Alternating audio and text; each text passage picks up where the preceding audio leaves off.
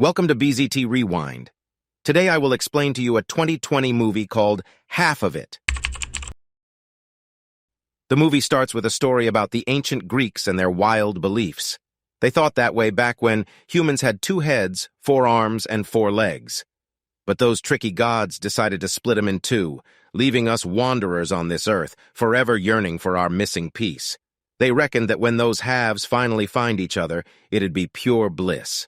Sounds pretty deep, huh? Now hold on tight, because this ain't your typical love story. You see, life can be a bit of a head-scratcher, irrational, and kind of meaningless. That's what Ellie Chu, a high schooler from the town of Squahamish, wants you to know. She's got a lot on her mind, and she's here to spill the beans. In school, Ellie's got this little side gig going on. She writes essays for her fellow classmates and pockets some cash in return.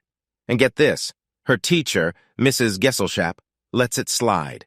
She jokes that she'd rather not read what those kids would come up with on their own. Can't blame her, really. But wait, something interesting happens on Ellie's ride home from school. She bumps into Paul Munsky, and he's got a peculiar request. Instead of an essay, he wants Ellie to write a love letter to none other than Astor Flores. At first, Ellie's not having any of it. Love letters are personal, right? Ellie's got her reasons for being reluctant, but money talks, my friends. She agrees to write those letters for Paul at a higher price. Gotta pay the bills, after all. Now, Ellie's no stranger to reading people's words, but when she lays her eyes on Paul's letter, she's not impressed. She thinks it's a total mess. The nerve of him. He claims Ellie's never been in love, and that just ticks her off. But you know what? She puts pen to paper anyway, using a quote from Wim Wenders to spice things up. But lo and behold, Astor writes back, calling out Paul for stealing that very quote. Ellie's not one to back down, though. She crafts another letter, this time as Paul, but she can't help but spill her own truth. She admits to hiding behind other people's words, 'cause sometimes that's just easier. But she lets Astor in on how she truly feels about the world, and she drops a bombshell. If she knew what love was, she'd quote herself. Deep, huh? Astor's not one to hold back either. She opens up about her own struggles, letting Ellie in on the fact that life's tough for her too sometimes. Paul's getting antsy, wanting to text Astor right away, but Ellie knows better. She knows he'll just blend in with the crowd. So the letters keep flowing, and Paul keeps coughing up the cash. Oh, but here comes a twist. Astor accidentally drops one of the letters, and who finds it? You guessed it, Mrs. Gesselschap. That lady knows something's up and confronts Ellie about it. Our girl promises to quit, but guess what? The letter exchanges continue in secret. Ellie and Astor dive deep, baring their souls, sharing their fears, and dreaming big. Astor reveals something heartbreaking. She used to love painting, but gave it up, scared of ruining what she'd already created with bold strokes. Well, Ellie's not having any of that. As Paul, she guides Astor to a wall where they take turns making paint strokes, unleashing their creativity. Stroke by stroke, they create a masterpiece, a stunning painting of a girl reaching for a star. But here's where things get sticky. Paul's patience is running thin, and he decides to text Astor directly. Oh boy, Ellie's got to fix this mess. She switches to ghost messenger mode, hoping to salvage the situation. And you know what? Astor, bored with her vapid boyfriend Trig, takes the bait and messages them back. Paul finally scores a date with Astor, and she surprises him with a book she thought he'd dig based on their chats. It's Remains of the Day, the same book Ellie was reading in school.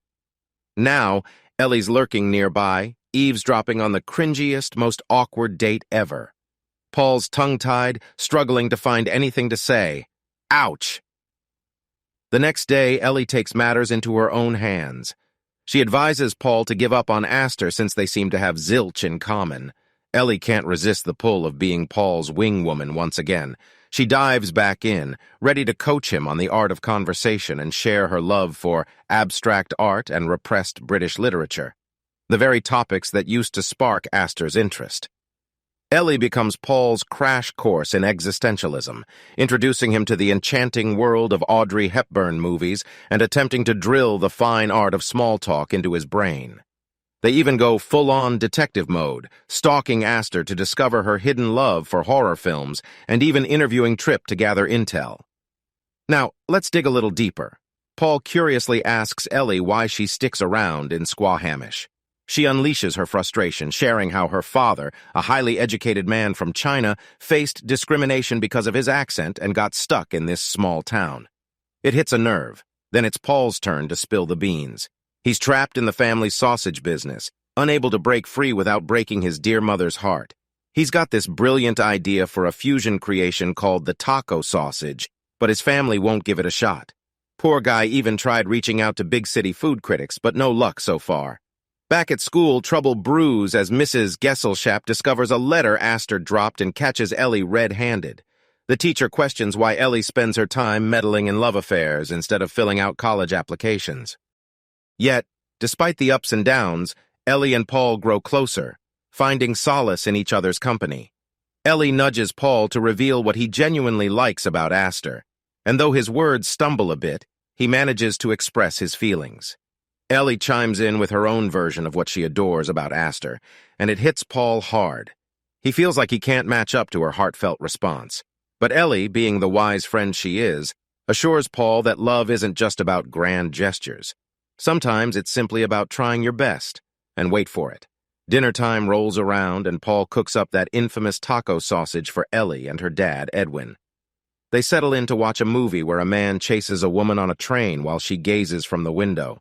Paul finds it romantic, while Ellie thinks it's pure foolishness. Ellie, ever the talented musician, strums a tune on her guitar, setting the mood just right. Hold on to your hats, 'cause things get even more complicated. Paul heads out on a second date with Aster, but once again, he struggles to find his voice. Fear not, for Ellie jumps in, texting Aster as Paul, explaining his nerves around her. It's a wild move, and Paul can't believe his eyes as he watches Ellie from the window. But guess what? Ellie handles it like a pro. Eventually, Paul summons up the courage to stand tall and confess his affection for Aster, shocking Ellie to the core. He spills the beans to Ellie. They kissed. Ellie takes the stage at the school recital, ready to play the piano. But the strings are all wonky, and the audience bursts into laughter. Just when things couldn't get any worse, Paul comes to the rescue, tossing Ellie a guitar and urging her to play her own song. And you know what? The crowd eats it up. They love it. After the performance, Paul takes care of a not-so-sober Ellie. He brings her back to his place and tucks her into bed, but oopsie-daisy. Some letters she wrote to local food critics about Paul's cooking spill out of her bag. The next day, Aster pays a surprise visit to Paul's house, intending to gift him a painting. But guess who she finds instead? Yep, it's Ellie. Don't worry, though. Ellie clears the air, explaining that she and Aster are simply friends. The two girls embark on an adventure, heading to the train station where Ellie works and then to a watering hole. Aster decides to skinny dip, leaving Ellie feeling a bit uncomfortable. She keeps her clothes on but joins in, albeit a little nervously. It's in this vulnerable moment that Aster opens up about Trigg's proposal and her confusion about accepting it. She's seeking signs from a higher power, and she mentions receiving Paul's letter as one of those signs. Mysterious, right? Aster drops off Ellie at home. Afterwards, Paul steals a moment with Aster, planting a kiss on her lips and inviting her to his football game. Guess what? She says yes. The game unfolds, and Ellie cheers Paul on as he scores the only touchdown for their notoriously underdog team. Post-game, Paul tries to go in for a kiss with Ellie, leaving her shocked. Unfortunately, Aster witnesses this and, feeling hurt, decides to leave. Ellie is devastated, and Paul finally realizes that Ellie's love lies with Aster. He calls it a sin and leaves, disgusted. When Ellie returns home, she finds Trigg waiting for her, claiming that she's in love with him.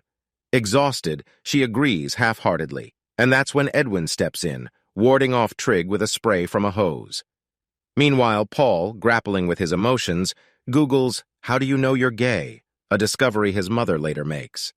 When Paul visits Edwin to drop off some sausage, Edwin asks if he and Ellie broke up, but Paul clarifies that they weren't even dating. Edwin, in a heartfelt moment, speaks to Paul in Mandarin, sharing his own experiences of love and loss. In English, he asks Paul if he's ever loved someone so fiercely that he wouldn't change a thing about them. The entire town gathers for church when Trigg gets down on one knee and proposes to Aster. To everyone's surprise, Ellie stands up and shouts, "No!" And that's when Paul, rising to the occasion, stands up too. He declares that love isn't about pretending, and no one should have to pretend. He realizes how tough it must be to live a life of pretense. He doesn't want to be someone who stops loving another person because of how they love. A direct apology to Ellie. Feeling the weight of her own pretenses, Ellie admits to the crowd that love isn't patient or kind. It's messy, selfish, and daring. She proclaims that love isn't about finding your perfect half. It's about embracing the trials and errors, the rawness of it all. She shares that love is about being able to ruin your own masterpiece and turning it into something extraordinary. In a moment of revelation, Aster realizes that all along she has been exchanging letters with Ellie. She slaps Paul in her anger and walks away, hurt and upset. But Paul's mother steps in, assuring him of her love, even if he were gay. However, Paul clarifies that he's not gay but does want to change the sausage recipe. This revelation leaves his mother absolutely furious. Ellie's dad, Edwin, encourages her to break free from the confines of their town and pursue her dreams at Grinnell College. He doesn't want Ellie to end up like him, feeling trapped in Squahamish. After much contemplation, Ellie finally decides to take the leap and head to Grinnell. But before leaving, Ellie knows she must make things right with Aster. She pays her a visit, only to be initially dismissed by Aster.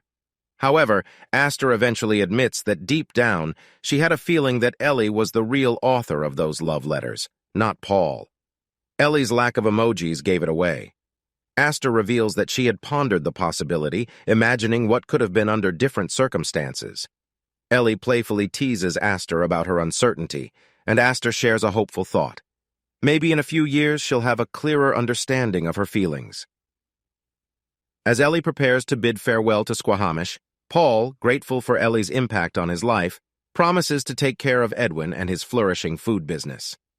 At the train station, Ellie and Paul share a bittersweet goodbye. Ellie playfully tells Paul not to shed a tear, lightening the moment. Once aboard the train, Ellie's face shows a mix of fear and excitement.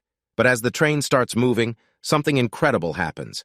Paul chases after it, just like in their beloved movie, shouting with joy to catch Ellie's attention through the window.